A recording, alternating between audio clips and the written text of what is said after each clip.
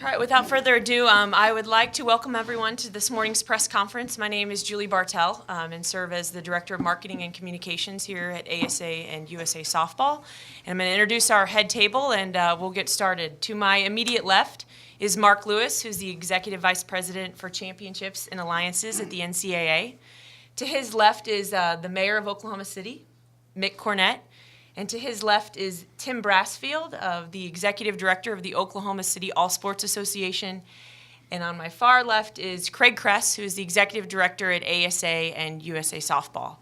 It's a very exciting day as the NCAA is releasing that the NCAA Women's College World Series will continue to take place in Oklahoma City through 2020, and significant improvements to the Amateur Softball Association Hall of Fame Stadium will be made during that time that could enable the championship to extend its stay through 2035.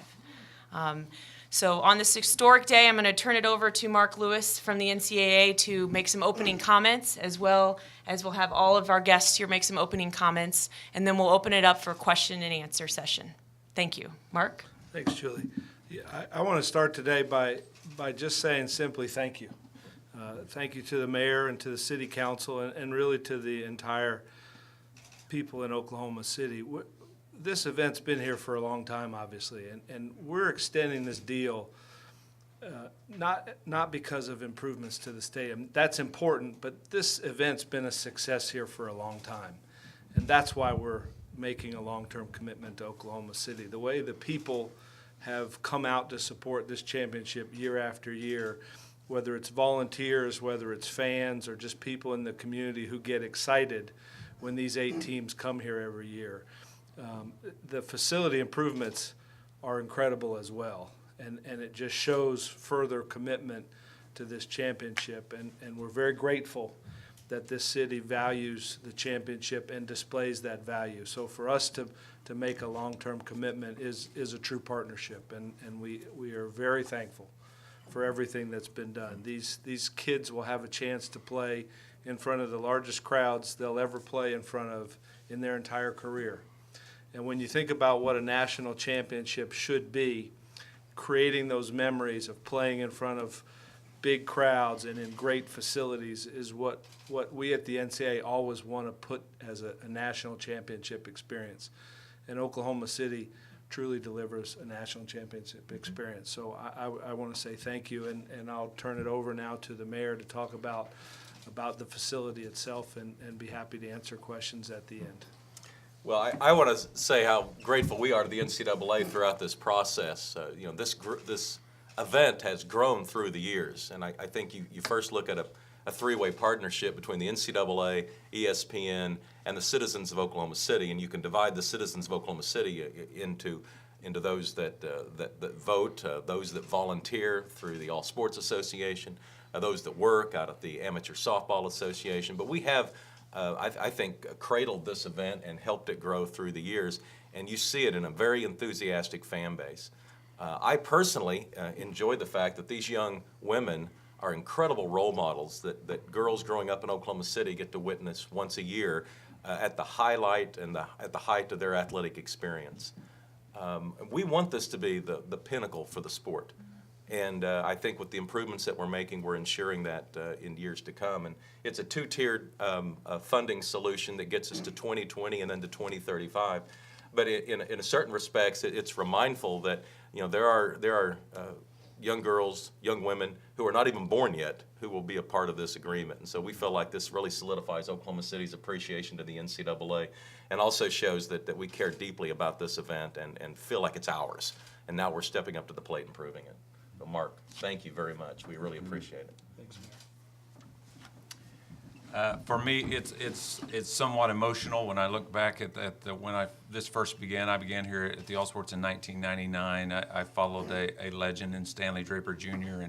and when he first bid for this to bring it here in 1990, I don't even think he could have imagined what has happened today. So we're so grateful on so many parts. We have a partnership with the University of Oklahoma, and Joe Castiglione and his staff do a wonderful job working with us, and of course with the ASA Hall of Fame stadium folks. It's just amazing how it all works, and that's, I think, what our city says to most folks is just how we work together, and it happens over and over again, and I hear it over and over again. And there's so many folks to thank to get to this spot. When I think back of just the meetings we've had with the city of Oklahoma City, the mayor and Mr. Couch and his staff, and all the time that Tom Anderson has given us, and Wiley Williams, and of course our CVB being involved, and then I need to thank Lee Allen Smith, because on the private side he's done a yeoman's work in helping us raise funds there, and there's many folks involved to help us get here to this point.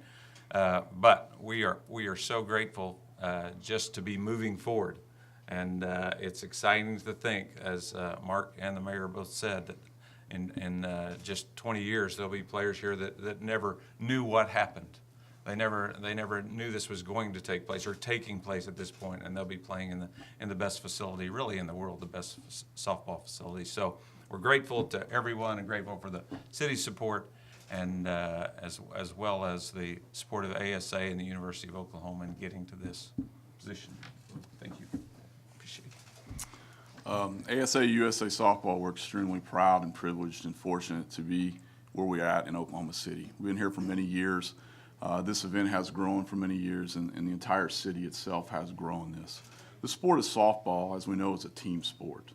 And the efforts that were put into this event for many, many years, and the improvements that have happened in the last few months are truly a team effort. And each and every person and team that has something to do with that should be congratulated. This is for the city of Oklahoma City. We're very fortunate and grateful for our partnership with them and Oklahoma City All Sports, and obviously the NCAA and Mark Lewis. This has been a great venture for us. We're excited. The student athletes themselves are excited to be here.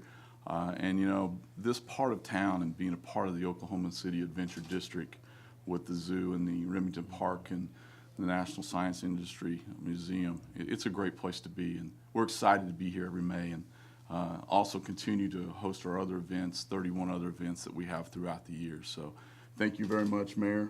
Thank you very much, Mark, for allowing us to be the host of this great event. Okay, with that, we're going to open it up for some question and answer session. So please, we have some roaming mics. If you could state your name and media affiliation when asking the question, and obviously tell us who you're addressing it to, or if it's to the entire panel.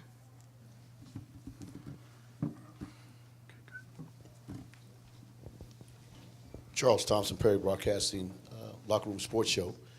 Mayor, specifically to you, what has this event meant economically to the city of Oklahoma City? Well, the direct impact you would measure through typical tourism standards. How many people come in? How many days do they stay? How much are they expected to spend while they're here? But I think the indirect aspects of it are probably what excite me the most.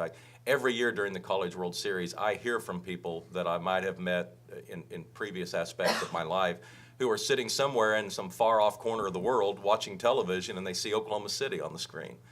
And the idea that we have obviously the best facility in this sport, and it attracts the highest events. So I think the worldwide attention that this event brings to Oklahoma City probably has benefits that are difficult to measure, but I think are very, very real. And there's also a certain amount of pride that I think our citizens take in the fact that the NCAA can take this event literally anywhere in the United States they would like to, and they have chosen Oklahoma City again and again and again. And the citizens of Oklahoma City should be very proud of that.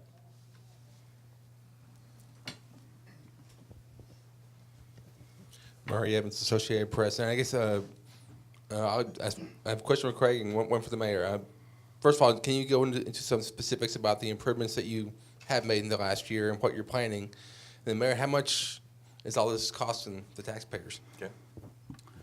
As far as the improvements being made, the team, all the citizens and everybody of Oklahoma City, what we've done is we've been able to enlarge the locker rooms. We've been able to put some more friendly camera wells in places for ESPN, as well as places to run their cables. And probably the biggest benefit of this whole improvement on this is for the student athlete. Student athletes now have a room behind the dugout where they can go for a quiet time if they need it. The coaches can have them back there prior to the game. It's not complete, but as I've heard, we're 100% of where we said we would be at this time, which is important. But the student athletes are the ones that would benefit from this phase, and they're the stars of this show, and that's who should benefit. We put money in the 2007 bond issue that was passed to improve the facility, and some of that money has already been expended to help ESPN with their landing area and the improvements that you've seen for this year and again next year. We have additional dollars that we foresee in the next bond issue that extends the agreement from 2020 to 2035. Also, don't underestimate the philanthropic contribution here. It has been very generous and a very substantial part of this funding mechanism. But I think when it's all said and done, and of course, exact costs aren't going to know until you bid out the project several years in advance, the large stadium expansion. You're going to be looking at 20 million or so, and I'm looking for heads to nod, but heads are nodding. 20 million is a good round number for right now. Not all of that, though, will be taxpayer dollars. As I mentioned, there's some philanthropy and some naming right opportunities that'll help us continue to fund it.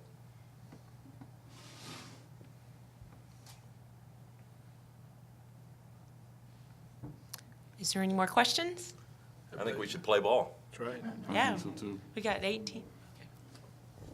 Now, this is a mark. I mean, really the only similar situations I can think of is Omaha with the College World Series. I mean, is that kind of how you guys see Oklahoma City is kind of the Omaha of softball? Well, I think Oklahoma City is the mecca of softball, and it stands certainly on its own 2 feet. We have a long-term deal now for 2 championships, and you're right. What we do in Omaha for the College World Series of Division I, and what we do here for Division I Women's College World Series, there are longest-standing agreements. And when you look at the nature of the event, baseball and softball lend itself to this kind of environment where you've got 8 teams coming in instead of 4, like we do with the Final Four. We're here for more than a week with the double elimination, and so having some permanency to the site makes it that much better, because this is quite a production. A week ago, we didn't know who's here, and now we have 8 teams from all over the country, and that's quite a logistical challenge to pull off. So knowing that we have a trusted partner in the city and in our host at the University of Oklahoma just gives us the confidence to know we can pull this thing off. I would add that in addition, we're going to have the Division II and Division III championships come here at different times over the course of this agreement. And so in 2015, we'll have the Division II, and then in 2017 and 18, we'll have the Division III championships come here. So again, it really is becoming the mecca of softball because of the quality of the facility and the quality of the community that hosts it. Would there be a chance for long-term agreements for Division II and Division III? You know, that's really premature to discuss. We typically we have 89 championships in the NCAA. We have 3 that really don't move around right now. We also have done in the last year an agreement with track and field to be in Eugene, Oregon. But when you sit and you look at our championships moving around, we came here for wrestling this past year, and I think it's important that most of our championships do move around because our campuses and our schools host them, and so having a chance to move them out west and to the east and the south and to the north, that's part of the fabric that makes college sports special. Whether this facility can host other events multiple times, it's certainly something that I would expect a discussion for. But the ink's not even dry on this one, and you're already asking me about two others. So it's definitely something we'll consider. All right, I'd like to thank everyone for today's attendance, and let's play ball. Thank you. Absolutely.